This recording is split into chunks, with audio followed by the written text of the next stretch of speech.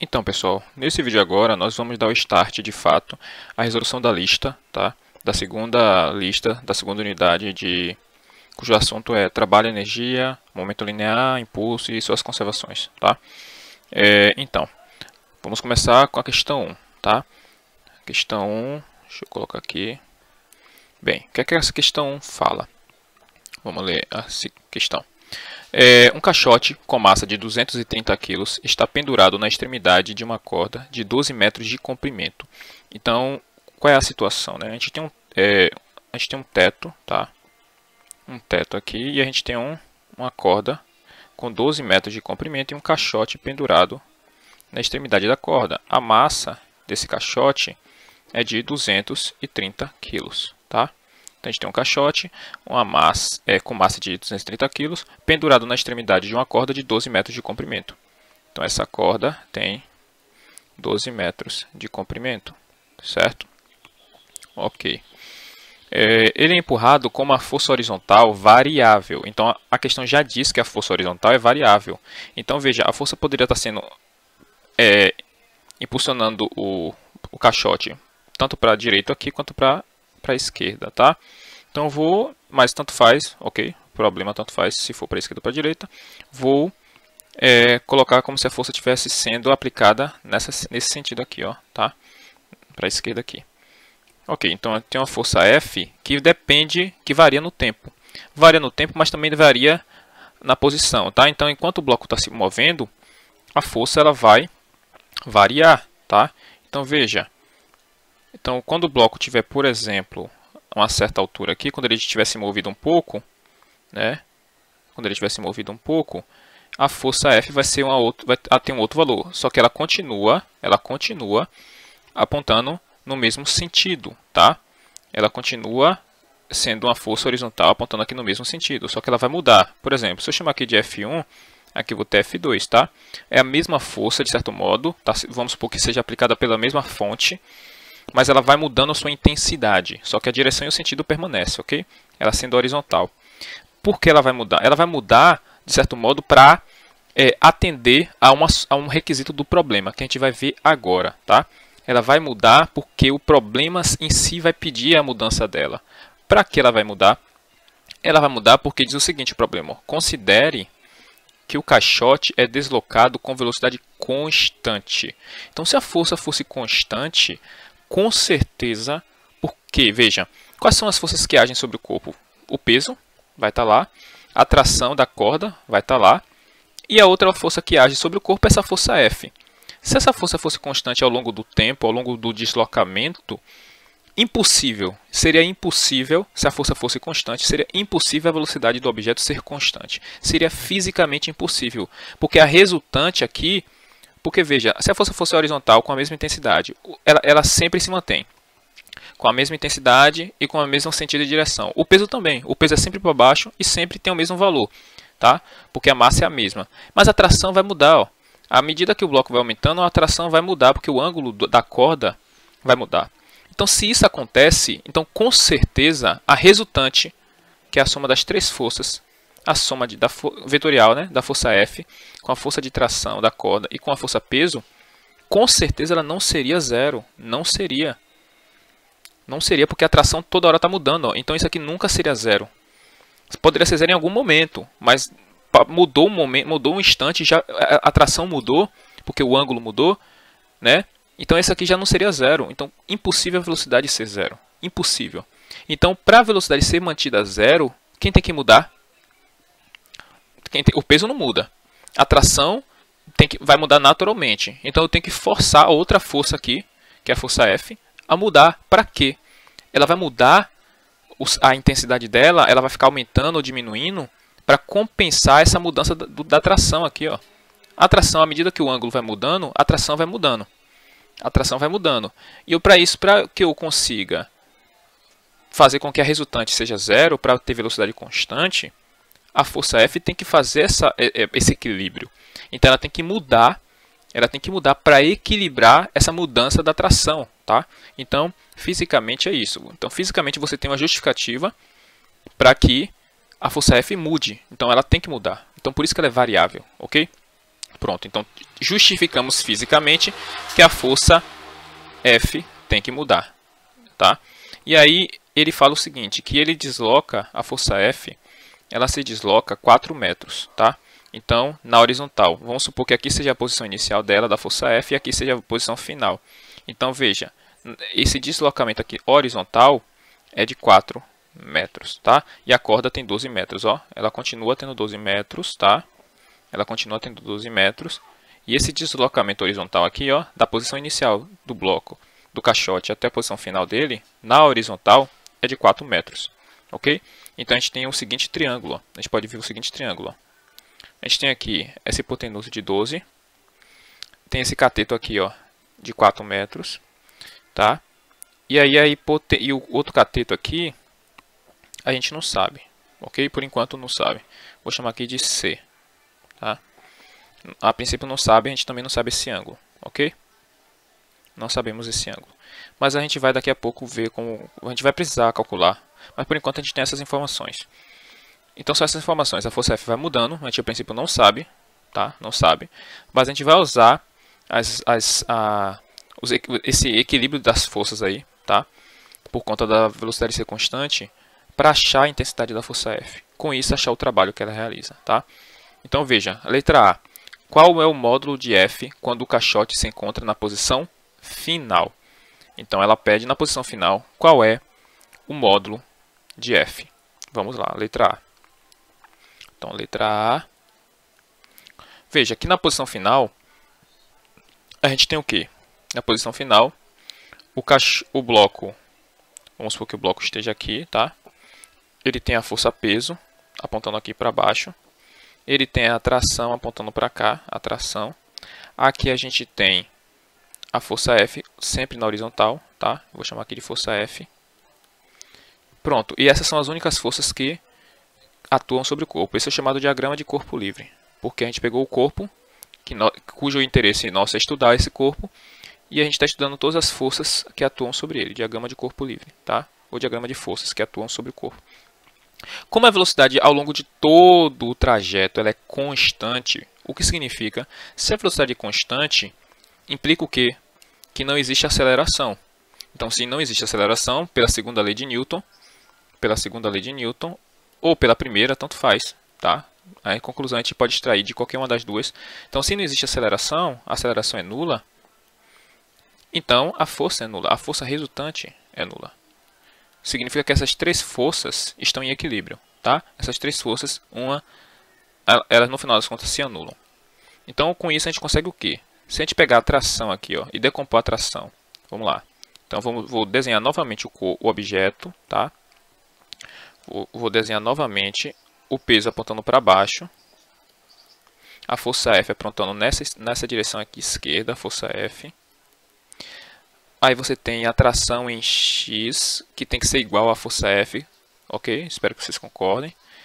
E a tração em Y apontando para cima, equilibrando o peso, ok? Pronto, então a gente tem o que?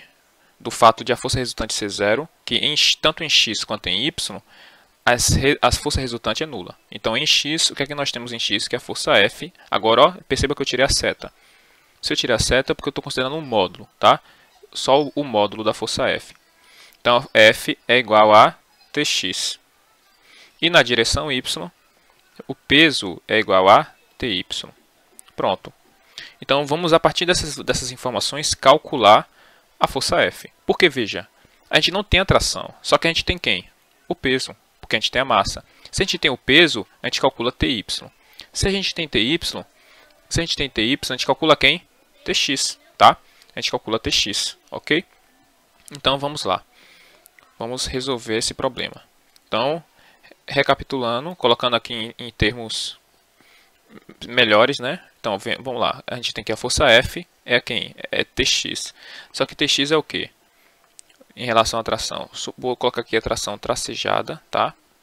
Aqui eu vou colocar a tração tracejada. E eu vou desenhar aqui um triângulo retângulo com esse ângulo aqui, θ. E vou considerar esse ângulo aqui, ó, de cima. Esse ângulo de cima como sendo o ângulo θ. Em relação a esse ângulo aqui de cima desse triângulo, θ, quem é Tx? Tx é cateto oposto. Cateto oposto, a gente usa o seno. Então, veja, quem é F é o seno do ângulo θ vezes a tração. Esse é Tx, tá? Esse é Tx, é o seno vezes a tração. Então, agora, na direção y, quem é o peso? É a massa do caixote vezes a aceleração da gravidade. Na lista de exercícios, é pedido para assumir que a gravidade vale 10 metros por segundo ao quadrado. 10 metros por segundo ao quadrado. Durante toda a lista, ok? Então vai usar 10. Massa vezes gravidade é igual a a Ty. Só que quem é Ty? Em relação a esse ângulo θ, Ty é o cateto adjacente. Aqui, ó, cateto adjacente, que usa o cosseno. Então é cosseno de θ vezes t. Ok? Então, tranquilo. Agora, quem é esse ângulo θ? A gente não sabe. Então, mas a gente, mesmo não sabendo o ângulo, a gente não precisa saber o ângulo, a gente precisa saber o seno do ângulo e o cosseno do ângulo. Só que a gente tem outras informações sobre esse triângulo. A gente sabe que esse triângulo é esse mesmo triângulo que eu desenhei acima, no início. Em que aqui, ó, é 4 e aqui é 12. Aqui é 12 e aqui é 4, tá? E esse é o ângulo θ, ó. Porque 4 foi o deslocamento na horizontal, né, do caixote. E 12 continua sendo o comprimento da corda. Aqui era a corda no início, tá? Mais ou menos, na verdade ela estava aqui, né? 12 metros. E agora esses 12 metros está aqui fazendo essa angulação, tá? A corda que prende o caixote ao teto. Ok. Então, eu vou chamar esse comprimento aqui de C, esse cateto de C. E usando o teorema de Pitágoras, a gente vai achar ele. Por que a gente precisa dele? Porque a gente precisa calcular o cosseno desse ângulo. Para achar o cosseno desse ângulo, a gente precisa desse C. Ok? Então, usando o teorema de Pitágoras, a gente tem que 12 ao quadrado mais cateto ao quadrado, perdão, 12 ao quadrado é igual, né, ao cateto ao quadrado mais o outro cateto que é 4 ao quadrado. Então, 12 ao quadrado é 144, menos o 4 ao quadrado que é 16, isso é igual a C ao quadrado. No final das contas, quem é C ao quadrado? 144 menos 16 é 128. 128 é 16 vezes 8, tá? 16 vezes 8. Então, quem é C? É raiz de 16, que é 4, vezes raiz de 8, que é, por enquanto, raiz de 8. Só que dá para simplificar o raiz de 8. É o que? 4 vezes 2, raiz de 2, tá? O raiz de 8 dá para simplificar, porque o 8 é 4 vezes 2, né? Então, o raiz de 4 é 2, que saiu para fora da raiz, e o outro 2, que não tem raiz inteira, ficou. Então, quem é C? 8 raiz de 2. Pronto. Então, a gente tem que esse cateto aqui vale 8 raiz de 2.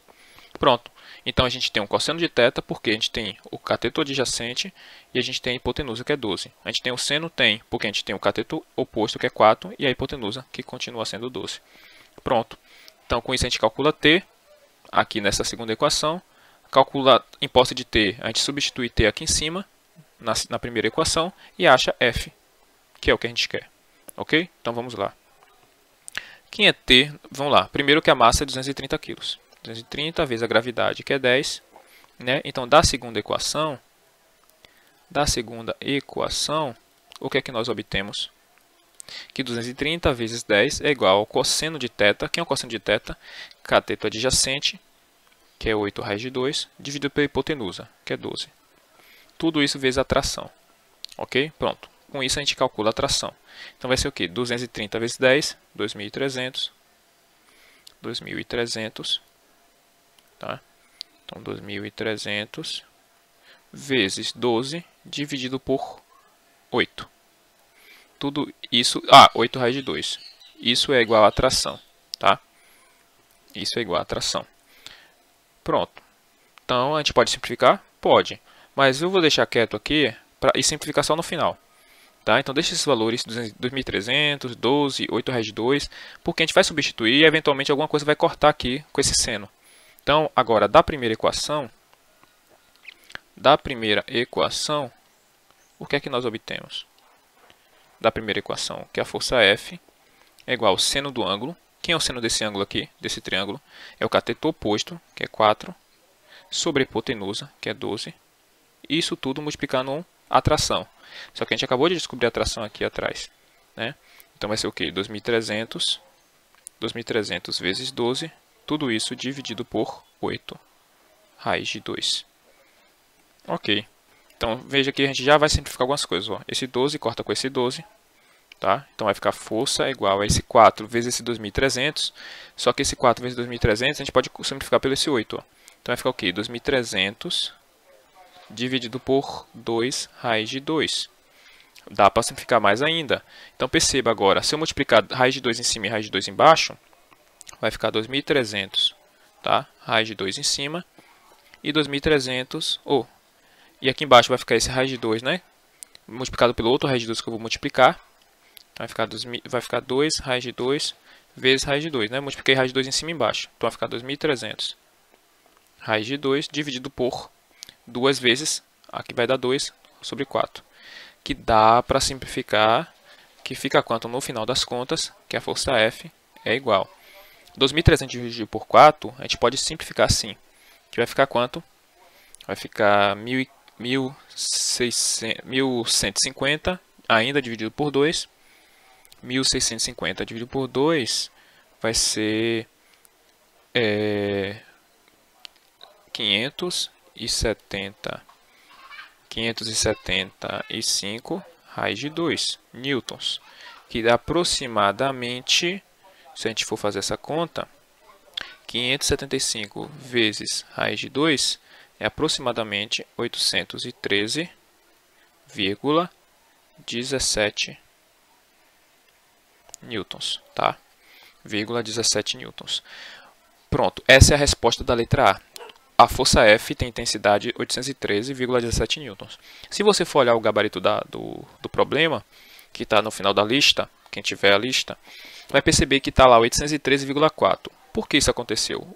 Porque o que aconteceu provavelmente foi que no meio da resolução, por exemplo, no cálculo de T, você já pode ter aproximado. Então, você já fez a conta do T, né? Não deixou o T o valor verdadeiro dele, o valor real. Esse é o valor real dele. Deixei o valor real dele só para aproximar no final. Então, se você já aproximou no início, então você vai cometer erros na aproximação. Inevitavelmente, você vai aproximar, você comete erros. Quando você pega essa aproximação e coloca substitui em outro lugar, esse erro você está levando junto esse erro. Então, então, a resposta final vai ter erros acumulados, erro atrás de erro. Não tem problema, porque contanto que o raciocínio esteja correto e as suas aproximações não sejam tão distintas do valor verdadeiro, tá? Não tem nenhum erro na conta, na aproximação também. Então esse é o valor correto, ok? Essa aproximação aqui é um valor muito próximo do verdadeiro, 813,17 newtons, tá? Pronto, 813,2 newtons, tanto faz, ok? Então vamos resolver a letra B. A letra B, voltando lá, o que é a letra B pede? A letra B está pedindo qual o trabalho total executado sobre o caixote. Letra B, essa B é tranquila, por quê? Porque a gente pode fazer de várias formas, né? Então vamos lá, letra B, o trabalho total sobre o caixote. Quando eu falo trabalho total, pessoal, trabalho total é o trabalho realizado por todas as forças.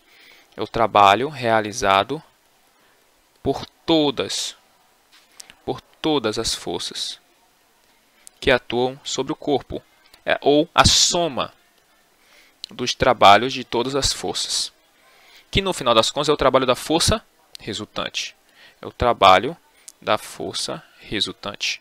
Como a força resultante durante todo o trajeto, pessoal, todo o trajeto, ele é igual ao quê? A zero. Por que ele é igual a zero? Porque a força resultante, o trabalho é igual a zero? Porque a gente já sabe que a velocidade foi constante. Se a velocidade for constante do início ao fim, a gente já concluiu que não existe aceleração durante o trajeto. A aceleração é nula, é zero. E pela segunda lei de Newton, ou pela primeira nesse caso, tanto faz, a gente conclui que a força resultante é zero. Não existe força resultante durante o trajeto inteiro. Se não existe força resultante, quanto foi o trabalho? Zero. Outra forma de concluir isso, usando o teorema do trabalho e energia. O que é que diz o teorema do trabalho energia cinética? Trabalho energia cinética. Diz o quê? Que o trabalho realizado pela força resultante é igual à variação da energia cinética, ou seja, energia cinética final menos energia cinética inicial. Só que a energia cinética depende da velocidade. É massa vezes velocidade final ao quadrado, dividido por 2, menos a massa vezes velocidade inicial ao quadrado, dividido por 2. Só que a velocidade inicial e final são as mesmas, porque a velocidade é constante durante todo o trajeto. Então, novamente, você conclui que como as velocidades são iguais, não houve variação de velocidade, o trabalho é zero. Então, são duas formas de você concluir. Pela força resultante ser nula e também pelo fato de não ter havido variação de velocidade. Ok? Então, pronto. Letra B, o trabalho é zero. Então, pessoal, na letra C, o que é que acontece? Ela pede para calcular o trabalho realizado pela força F. Tá? A força F, que ela é variável, e ele vai realizar um trabalho, ok? Como a força F é variável, então não vale aquela fórmula simplesmente pegar a força F e multiplicar pelo deslocamento vezes o cosseno do ângulo, tá? Porque ela não é constante, ela muda ao longo do trajeto. Só que ela muda em função de quê? Perceba que a cada ângulo que o caixote faz com a corda, né, com a vertical, que a corda faz com a vertical, durante a trajetória, vamos lá, só relembrando a trajetória, né? Estava aqui no início, tá? E aqui o final, tá? E aqui posições intermediárias, tá? Pega aqui uma posição intermediária. Pega aqui uma posição intermediária. Aqui o início, tá? Aqui é a vertical, né? Aqui vale 12, aqui também vale 12. E aqui é x, tá? Aqui é x. É o quanto ele está se deslocando na horizontal, ok? E aqui é o ângulo θ. Perceba que para cada posição que o caixote tem na trajetória, nesse arco de circunferência, ele vai ter um deslocamento x na horizontal e vai ter um ângulo θ que vai ficar mudando. Perceba? O ângulo θ vai mudar à medida que ele se desloca, vai aumentando, né, o ângulo θ, e o x também vai aumentando à medida que ele se desloca. Ok? Pronto, então essa força ela vai depender do ângulo. Essa força ela vai depender do ângulo. Agora vamos lembrar lá as equações. Vamos lembrar lá das equações. A gente sabe que como a velocidade é constante, a força resultante é nula. Lá da questão inicial, da letra A, a gente viu que a força ela é igual ao Tx, tá? E o peso é igual ao Ty, que por sua vez era, só lembrando para vocês, dependendo do ângulo θ, eu usei para aquele ângulo θ final, só que vale a mesma coisa para qualquer ângulo θ. O Ty é o que? É o seno, né? É o seno do ângulo vezes t.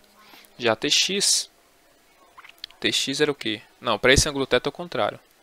Se vocês forem voltar lá atrás do vídeo, você vai ver que aqui era o cosseno do ângulo θ vezes t, e aqui é o seno do ângulo θ vezes t. Só lembrando aqui, ó. Só lembrando aqui que aqui era o tx e aqui era o ty, tá? Aqui era o ty. Como esse ângulo θ aqui está oposto a tx, então a gente usa o seno para tx e usa o cosseno para ty, só para recapitular, só para lembrar, tá? Só para lembrar. Só vou apagar aqui para não encher muito o desenho. Ok, então continuando. A força é tx vezes seno vezes o t. O peso é cosseno vezes t. Só que quem é o peso é a massa vezes a gravidade. Logo, quem é t dessa equação? A gente sabe que t é massa vezes gravidade dividido pelo cosseno do θ. Logo, a gente pega essa tração t e substitui na primeira equação da f, para achar o valor da f, pessoal. Esse é o objetivo de achar f. A gente tem que saber o módulo da f para calcular o trabalho dela. Então é o que? É o seno do ângulo vezes a massa vezes a gravidade dividido pelo cosseno do ângulo. Portanto, conseguimos o que? O módulo da força F. F é igual ao seno dividido pelo cosseno, ou seja, a tangente do ângulo vezes a massa vezes a gravidade. Tudo bem? Só que a gravidade, quanto é a gravidade? A gente já sabe quanto é a gravidade, que é 10, a massa é 230, então vai dar 2.300 vezes a tangente do ângulo. Perceba que aqui a força é uma função de quem? Do ângulo. Ok? A força é uma função do ângulo. Perceba. Agora vamos lá, vamos raciocinar comigo. A força F, ela sempre está apontando para onde? A força, dependendo do ângulo, está apontando na horizontal. A força, dependendo do ângulo, está apontando na horizontal. Então, para cada ângulo θ aqui, ó, veja que na vertical, se o bloco estiver aqui na posição inicial, que ângulo é esse? na posição inicial, 0 graus. Ou 0 radiano, né? 0 radiano, tá? 0 radiano. Então, se você botar aqui tangente de 0, adivinha quanto vai dar tangente de 0? Tangente de 0 é 0, tá? Então, quanto é essa força no início? É 0, tá? Então, à medida que ele vai subindo, a força vai aumentando sua intensidade, tá? Aumentando sua intensidade, ok? Porque nesse momento aqui, quem está em equilíbrio, o peso está em equilíbrio com a tração, tá? Ok. Enfim, para cada ângulo θ, a força vai ter uma intensidade, que depende do ângulo θ. Ok? Só que veja, a força ela deveria depender de quem? A força ela deveria depender do deslocamento. Então, o que a gente pode fazer? A gente pode colocar o deslocamento também em função do ângulo θ. Porque depois a gente vai ter que multiplicar a força vezes o deslocamento, ok? Mas vamos raciocinar. A força F ela aponta em qual direção? Sempre na direção horizontal. Sempre na direção horizontal, ok? Sempre. Então, o deslocamento, pessoal, ele sempre está... O deslocamento, ele está tanto no... O deslocamento aqui, ó. O deslocamento está apontando para onde? O deslocamento está apontando sempre tangente à circunferência, ou tangente à trajetória. Só que a gente pode fazer o seguinte, a gente pode pegar o deslocamento e decompor ele na direção Y e na direção X. Então a gente decompõe o deslocamento tanto na direção Y quanto na direção X. Tá? Assim como é costume fazer decompor a força. A gente costuma decompor a força para que ela seja paralela ao deslocamento. Tá? E aí multiplicar. Só que a gente pode também decompor o deslocamento. Então, existe o deslocamento na direção Y e na direção X. Então, o deslocamento que nos interessa é aquele deslocamento que tem a mesma direção de quem? Da força. Tá? Como a força está apontando para a direção horizontal, o que nos interessa é o deslocamento na direção X. É esse o deslocamento que nos interessa. Ok? Então, quem é X? Quanto é X aqui, ó? Se a gente for olhar nesse triângulo retângulo, aqui, ó, nesse triângulo retângulo, aqui eu tenho o ângulo θ, aqui eu tenho x e aqui eu tenho 12. Quanto é x em função de θ? X é cateto oposto. Então a gente tem o quê? Que o seno de θ é o cateto oposto, que é x, pela hipotenusa, que é 12. Logo, quem é x? X é 12 vezes seno de θ. Então eu tenho o deslocamento, que é x na direção horizontal em função de θ. Eu tenho a força também na direção horizontal em função de θ. O trabalho vai ser o quê? Vai ser, como a força é variável, é como se eu pegasse e decomposse o deslocamento em pedaços bem pequenininhos, em que a força pudesse ser considerada constante, deslocamentos bem pequenininhos, tá? E soma todos eles. E depois eu diminuo cada vez mais o intervalozinho, os cortezinhos, os intervalozinhos do deslocamento, e depois peço o limite. Esse limite a gente você já conhece como integral, tá? Então, no final das contas, quem seria o trabalho da força F? Seria a integral, tá? Da posição inicial até a posição final da força, né? A força vezes, vamos supor, dx. Porque dx, a força F está na direção x, tá? A força F e força Fx é a mesma coisa. Porque não tem componente y. Não tem componente y na força F. Só tem componente x, nem componente z, né? Só tem componente x. Então seria a força na direção x vezes dx. Tá? De modo geral, pessoal, se você tiver a força em várias direções, o que seria o trabalho? Só para vocês já ficarem cientes, seria o que? A força na direção x vezes dx, mais a força na direção y vezes dy, mais a força na direção z vezes dz. Essa é a forma de calcular o trabalho de modo geral. De modo geral, você pode usar essa fórmula, tá? Você pode usar essa fórmula, porque eu decompus a força tanto na direção y, quanto na direção x, quanto na z, e decompus o deslocamento na direção x, na direção y, na direção z. Ok? Como não tem deslocamento na direção y, nem na direção z, isso aqui se anula, ó, tá? Ficando apenas a componente na direção x. Então é posição inicial, posição final, f de x vezes dx. Ok, isso se fosse a força em função da direção em função de x. X é o deslocamento na direção horizontal. Porém, a gente tanto achou x quanto y, x e f de x em função de quem? Em função do ângulo, em função de θ. E eu também fiz no vídeo 0 como a gente pode fazer a mudança de variável na integral. Se a gente tem x em função de θ e f de x em função de θ, como é que a gente muda essa integral aqui? Como é que muda essa integral? Essa integral vai ser igual a posição inicial, posição final. Perceba que eu não coloquei dentro da posição inicial e final, eu não coloquei nada, eu só falei que a posição inicial é a posição final. Isso, ela vai ser substituída no final da integral por quem tiver ali na integração. Se aqui fosse x, aqui seria o x final e aqui seria o x inicial. Como eu vou fazer a mudança de variável de x para θ, aqui vai ser o θ final e aqui vai ser o θ inicial. Compreendem? Então, ou seja, para eu não ficar mudando os limites de integração para x e θ, eu só coloquei posição inicial, posição final. Pronto. Que é suficiente para entender o problema. Posição inicial, posição final. Só que agora eu vou colocar o θ, né? θ final e θ inicial, ok? Porque quando você muda a variável de integração, você tem que mudar tudo. Tudo que tinha x vai dar lugar a θ, tudo. Se aqui era x final e aqui era x inicial, vai ter que dar lugar ao θ inicial e θ final, ok? Beleza, estamos entendidos aqui. Então, quem é f de x?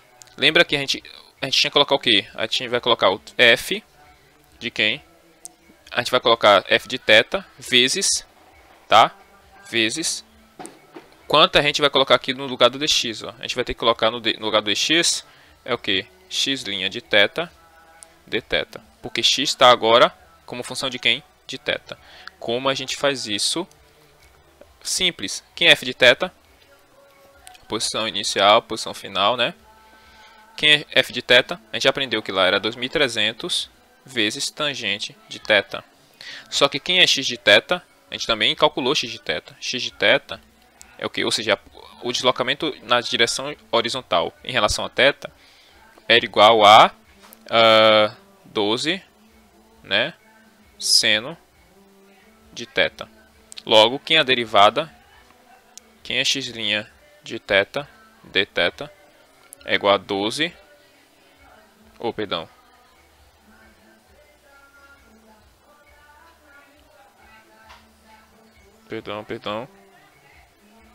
Quem é x' de θ? X' de θ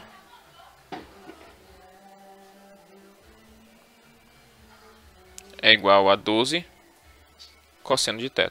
Tudo bem? Então, a derivada de x em relação a θ é 12 cosseno de θ. Qual a derivada de seno? Cosseno. Então, a gente substitui aqui por 12 cosseno de θ. E aqui tem o dθ da fórmula, tá? Da mudança de variável. Pronto. Então, quem é o trabalho da força F é θ inicial, θ final, vezes 12 vezes 2300, vezes tangente de θ vezes cosseno de θ. Quanto é que dá tangente vezes cosseno? É o seno de θ. Tá? Por quê? Porque tangente é seno dividido por cosseno. Então, o cosseno corta cosseno, fica apenas o seno. Tá?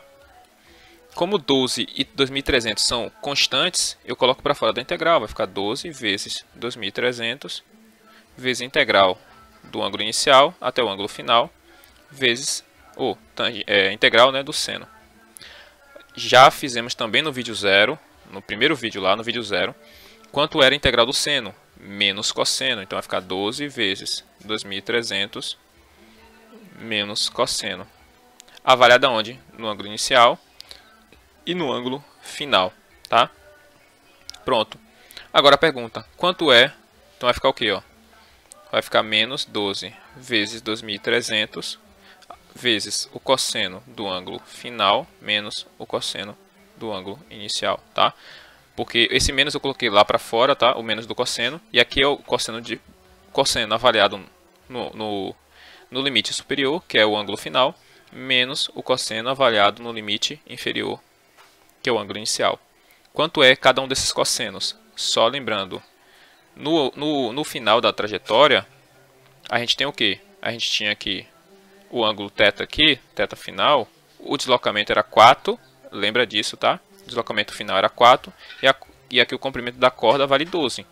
Então, e aqui era o quê? 8 raiz de 2. A gente calculou isso na letra A. É só voltar o vídeo para vocês verem, lembrarem. Então, quanto é o cosseno do ângulo final? É o cateto adjacente, que é 8 raiz de 2, dividido por 12. Pronto. E quanto é o cosseno do ângulo inicial? O cosseno do ângulo inicial, pessoal. Quanto é o cosseno do ângulo inicial? O ângulo inicial é 0, porque o ângulo é formado com a corda com a vertical. Como a corda estava na vertical, então o ângulo é 0. Quanto é o cosseno de 0? 1. Então o trabalho da força F é o quê? Menos 12 vezes 2.300 vezes quem? Cosseno do ângulo final, que é 8 raiz de 2 sobre 12, menos 1. Ou seja, vai ficar, esse 12 corta com esse 12, vai ficar menos 2.300 vezes 8 raiz de 2, menos 12. Melhorando isso aí, tá? Melhorando isso aí, vai ficar o quê? Vai ficar 2.300 vezes 12 menos 8 raiz de 2. Raiz de 2 o quê? Joules, tá? Joule é a unidade de trabalho de energia, que é o Newton vezes o metro, tá? Que é o Joule, ok? Newton vezes metro é igual a Joule. Então esse é o trabalho da força F. Então, calculando, colocando na calculadora esses valores aí, você vai achar que isso é igual, aproximadamente 1.578,47 joules. Tudo bem? Pronto. Esse é o trabalho da força F, tá? Então 2.300 vezes 12 menos 8 raiz de 2, isso tudo dá 1.578,47 joules. No gabarito vai estar 1.578,5, mas enfim, é uma aproximação feita no final, tá? Ok. Pronto. Então essa é a letra C. Agora a letra D, o que é que a letra D pede? O trabalho da força-peso. O trabalho da força-peso a gente vai fazer o mesmo raciocínio que a gente calculou para o trabalho da força F. A gente vai olhar para onde a força-peso aponta. A força-peso ela só aponta na direção vertical. A força-peso o tempo todo é na direção vertical. O tempo todo na direção vertical. Só que ela tem uma vantagem, ela é constante, diferente da força F. Então o cálculo fica muito mais fácil. Na força F, como ela variava, a gente tinha que usar uma integral. Como a força-peso não varia, não precisa calcular a integral. É só a fórmula padrão, a primeira fórmula que a gente aprende de trabalho, que é a força vezes o deslocamento vezes o cosseno do ângulo. Agora vamos lá. Sabendo que a força-peso é constante, né? Agora a gente tem que olhar quanto foi o deslocamento do início até o fim. No início, estava aqui, né?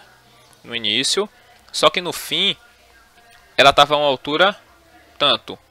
Qual foi esse deslocamento em Y?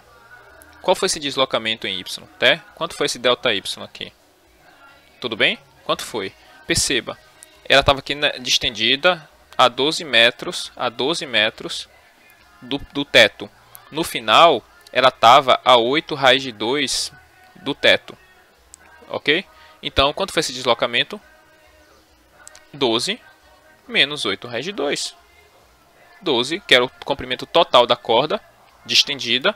E 8 raiz de 2 foi quanto o caixote ficou distante do teto no final, que era 8 raiz de 2, a gente já calculou isso. Então, qual é o deslocamento na vertical? 12 menos 8 raiz de 2. Pronto. Então, aqui quem é o trabalho da força-peso? Vai ser o peso, que é a massa vezes a gravidade, vezes esse deslocamento ΔY, vezes o cosseno do ângulo entre o deslocamento. Perceba, o peso aponta para baixo. O deslocamento foi para cima. Então, quanto é esse ângulo? 180 graus, ou π radiano. A gente tem que calcular o cosseno de 180 graus, ou o cosseno de π radianos, que é menos 1. Então, por isso que o peso, como o peso aponta no sentido contrário ao deslocamento, o trabalho é negativo. Então, vai ficar menos massa vezes a gravidade vezes o deslocamento em y. Quanto é que dá isso? Menos 2.300, né? Porque a massa é 230, a gravidade é 10, e o deslocamento é 12 menos 8 raiz de 2. Tudo isso em joules. Pessoal, perceba que é a mesma coisa que o trabalho da força F. Ó. Só com a exceção, é claro, da troca de sinal. Ok? Com exceção da troca de sinal, porque a força F estava apontando na direção do deslocamento em x. O peso está contrário ao deslocamento em y. Então, por isso que trocam os sinais. Um é positivo e o outro é negativo. Então, no final das contas, como a gente achou os mesmos valores exatos, na aproximação a gente vai aproximar para o mesmo valor, 1.578,47 joules negativos, tá? Então, o trabalho da força-peso é menos 1.578,47 joules, ok? Então é isso aí, pessoal. Acabamos aqui essa primeira questão, tá? Então, até o próximo vídeo.